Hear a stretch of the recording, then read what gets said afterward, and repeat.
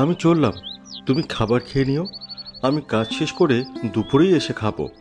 একদম খালি পেটে মাঠে যাচ্ছ? অন্তত একটু গরম ভাত মুখে দিয়ে যাও। সারাদিন খেটে পেটের ক্ষুধা টের পেলে তখন আর কাজে মন থাকবে না। তোমার মায়া দেখলে কাজ ফেলে তোমার কাছে বসে থাকতে ইচ্ছে করে, কিন্তু রোজগার না করলে তো চুলোয় হাড়ি চড়বে না। এখন আমাকে বের হতে দাও, দুপুরে ফিরেই তোমার হাতে গরম গরম ভাত খাবো। তুমি না একদমই শোনো না। দেখো, রোদের তাপে পা পুড়ে যাবে। মাথায় কাপড়টা দিয়ে কাজ করো। হাসলে যে, আমি কি ছোট শিশু নাকি মাথায় কাপড় দেব? কৃষকের গায়ে রোদ লাগলে শরীর শক্ত হয়, তাছাড়া রোদ না লাগলে ফসল ফলাবো কেমন করে? তুমি পারবে না, শুধু ফসলের চিন্তাই করো, নিজের শরীরের দিকে নজরই দাও না। ঠিক আছে যাও, কিন্তু দুপুরে দেরি করলে খাওয়া কিন্তু ঠান্ডা হয়ে যাবে। সত্যি, তোমার মতো যত্ন নেওয়া মানুষ থাকলে সংসারে আর কোনো কষ্ট লাগে না। ঠিক আছে, যাই তবে। আজ সত্যি রোদ অনেক বেশি পুড়িয়েছে। এই রোদের মাঝে কাজ করতে গেলে কোন দিন যেন সত্যি সত্যিই পুড়ে যাব। কিন্তু কি আর করার বলো, এই জীবনে কাজ করা ছাড়া তো আর কোনো উপায় নেই। সে সম্বল এই জমিটুকু বাপ মরার আগে দিয়ে গিয়েছিল, তাই দিয়ে কোনো রকম জীবন পার করছি। আর যাই হোক, দাঁড়িয়ে থেকে লাভ নেই, কাজে লেগে পড়ি। তাড়াতাড়ি কাজ শেষ করে আবারও বাড়ি ফিরতে হবে। নাম তার প্রীতম, সাদামাটা জীবন তার। সারাদিন মাঠে খাটুনি, আর সন্ধ্যায় ফিরে এসে স্ত্রী মল্লিকার সঙ্গে দুমুঠো ভাত খায়। বড় কোনো চাওয়া পাওয়াই তাদের নেই। সুখ বলতে সংসারে ছিমছাম আর শান্তির নিঃশ্বাস। ও, এবছর ফসল কেমন হবে তা কে জানে। গত বছর তো কোনো রকম খরাই ছিল, এবার যদি বেশি বৃষ্টি হয় তাহলেও মুশকিল।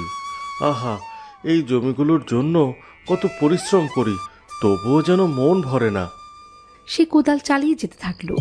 হঠাৎ ধাতব কিছুতে কোদালে আঘাত লাগতে খটখট শব্দ হলো।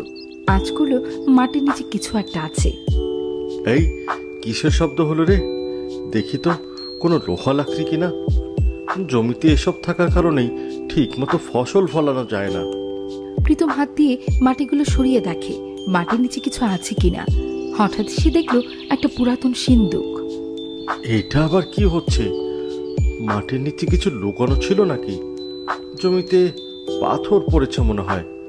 না না, এ তো পাথর নয়, এ যেন। প্রীতম সিন্দুকটা ভালোভাবে পরিষ্কার করে দেখলো ভিতরে গায়ে লোহার কাজ আর তালাটা মরিচা পড়ে গেছে। বলো দেখি, এমন একখানা সিন্দুক কে পুঁতে রেখেছে? নিশ্চয়ই কারো মূল্যবান ধন সম্পদ হবে আর কি। আহা, এর মালিক তো এখন আমি, এইটা তো এখন আমারই। প্রীতম চারপাশে তাকালো। জনমানবহীন মাঠ, কেবল বাতাসের শো শো শব্দ। সে কৌতূহল চেপে রাখতে পারল না। সিন্দুক কাঁধে তুলে নিল আর বাড়ির দিকে রওনা হলো।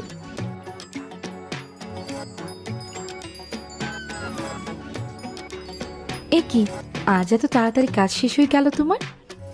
দেখো বউ, আমি মাটির নিচে একটা সিন্দুক পেয়েছি। দেখে মনে হচ্ছে কোনো মূল্যবান ধন সম্পদেতে লুকিয়ে রয়েছে। ওগো, এইটা আবার কি এনেছো? কোথায় পেলে এটা? কোনো বিপদে পড়বো না তো? তুমি ভাবছো আমি চুরি করে এনেছি? না গো, মাঠে মাটির নিচে পেলাম। কি আছে এর ভেতর তা কে জানে। চলো ঘরের মধ্যে চলো, কেউ আবার দেখে ফেলবে।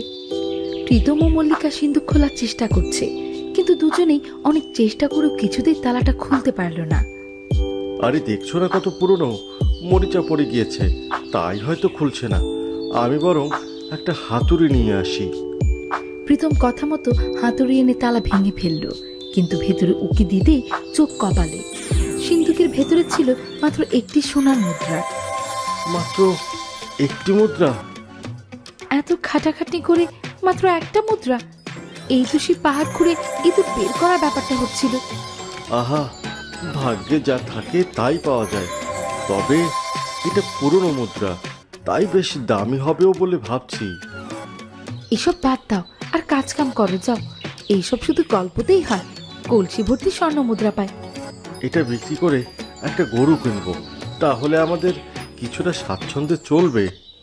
এরপর সেই মুদ্রা বিক্রি করে তারা একটি গরু কিনল। সংসার একটু সচ্ছল হলো। কয়েকদিন পর মল্লিকা পুরাতন জিনিসপত্র দেখছিল। তখনই তার সামনে সিন্দুকটা পড়ল। এই সিন্দুকটা ফেলে দেব নাকি? না থাক, কিছু জিনিস রাখলে সুবিধা হবে। সিন্দুকের ভেতরটা পরিষ্কার করে রাখি। মল্লিকা সিন্দুকের মুখ খুলতেই চমক, আবার একটি সোনার মুদ্রা। এই যে আশ্চর্য, সিন্দুক তো খালি ছিল, তবে আবার মুদ্রা এলো কোত্থেকে? ওগো শুনছো, এইদিকে এসো। আরেকটা মুদ্রা? এটা কোথায় পেলে? কোথায় আবার, তোমার এই রাজপ্রাসাদের কোষাগারে পেলাম। কি সব বলছো? যেমন প্রশ্ন তেমনই উত্তর। নিশ্চয় এই বাক্সেই পেয়েছি, আর কোথায় পাবো? তার মানে এই সিন্দুক কোনো সাধারণ সিন্দুক নয়। যতবার এটা বন্ধ করব ততবারই একটা করে সোনার মুদ্রা পাবো। ওগো, সত্যি বলছো তুমি? তাহলে তো এখন তোমার আর রোদে পুড়ে কাজ করতে হবে না। হ্যাঁ গো, আমাদের ভালো দিন এখন আসবে। তোমার জন্য একটা দামি গহনা বানাবো।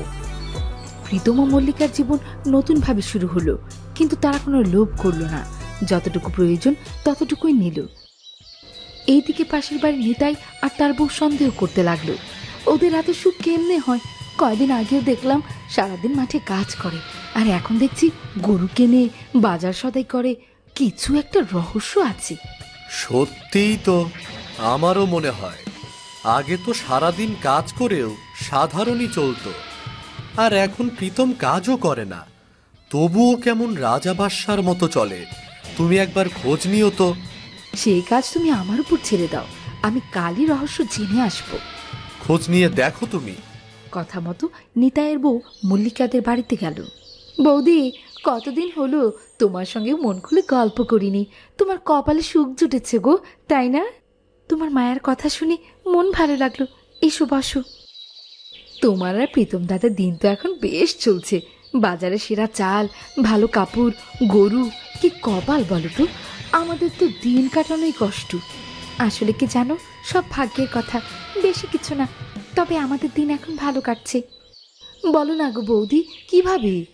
আসলে আমাদের সে পুরনো সিন্দুকটাই আশীর্বাদ হয়ে এসেছে। যখনই খুলতে যাই তখনই একখানা সোনার মুদ্রা বের হয়। সত্যি? এটা কি করে সম্ভব? তাই তো আমরাও বুঝতে পারছি না, কিন্তু যা ঘটছে তা সত্যি। নিতাইয়ের বউ মুখ চেপে হাসলো, মনে মনে ভাবতে থাকলো তার পরিকল্পনা সফল। তুমি কি নিশ্চিত? যদি এটা সত্যি হয় তবে আমরা গরিব থেকে রাজা হতে পারি। একদম নিশ্চিত। আর ভাবো তো, যদি আমরা এক রাতেই শতবার সিন্ধুক খুলতে পারি, তাহলে শতখানা মুদ্রা পেয়ে যাব। বোকা, এত বড় সুযোগ কি হাতছাড়া করা যায় নাকি? ওরাও তো আমাদের মতো গরিব ছিল, তাহলে আমাদেরও ভাগ্য ফিরতে পারে, বুঝলে? রাত গভীর হলো। নিতাই চুপি চুপি প্রীতমের বাড়ির দিকে এগিয়ে গেল।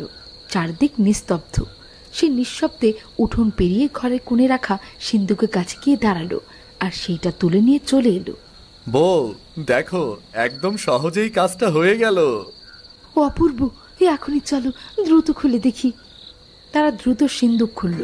প্রথমবার সিন্দুক খুলতেই একখানা সোনা মুদ্রা বের হলো। দেখলে, সত্যি। এখন চলো বারবার খুলতে থাকি। তারপর তারা পাগলের মতো সিন্দুক খুলতেই লাগলো। একবার, দুবার, 3 বার, 20 বার, 30 বার, 50 বার। হঠাৎ অন্ধকার থেকে এক বিকট হাসি এসে এক জিন বেরিয়ে এলো। লোভে পাপ, পাপে শাস্তি। নিতাই ও তার বউ আতঙ্কে চমকে গেল। তাদের কাঁধে কিছু ভারী লাগতে লাগলো, মাথা যেন বিস্ফোরিত হয়ে যাচ্ছে। কিছুক্ষণ পর তারা অনুভব করলো তাদের মাথায় ছাগলের শিং গজিয়ে গেছে। সর্বনাশ, আমার মাথায় এটা কি হলো? এই আমি কি করেছি? এ আমাদের কি হলো? সৎলোকের সম্পদ চুরি করে ভাগ্য ফেরাতে গিয়েছিলি, এবার পাপের শাস্তি ভোগ কর। দয়া করো, আমাদের ক্ষমা করো, আমরা ভুল করেছি, দয়া করো আমাদের। তোমাদের মুক্তি চাইলে সিন্দুক ফেরত দিয়ে প্রীতমের কাছে ক্ষমা চাইতে হবে। পরদিন সকালে নিতাই ও তার বউ কাঁদতে কাঁদতে প্রীতমের দরজায় এলো। প্রীতম ও মল্লিকার কাছে ক্ষমা চাইল। এ কি নিতাইদা, তোমাদেরই কি অবস্থা হয়েছে শুনি? প্রীতম, মল্লিকা, আমাদের ক্ষমা করো। আমরা লোভের বশে তোমাদের সিন্দুক চুরি করেছিলাম, তাই এমন অবস্থা হয়েছে আমাদের। ক্ষমা করো আমাদের। মল্লিকা, আমাদের ক্ষমা করো। তুমি যদি আমাদের ক্ষমা না করো তবে আমরা এইভাবেই থেকে যাব গো। এ কি বলছো তোমরা? আমরা তোমাদের এমন অবস্থা কখনোই চাইবো না। আমি তোমাদের ক্ষমা করে দিলাম। প্রীতম ও মল্লিকা তাদের ক্ষমা করে দিতেই তারা স্বাভাবিক রূপে ফিরে এলো, আর তারা সবাই একসাথে হাসি খুশি জীবনযাপন করতে শুরু করলো।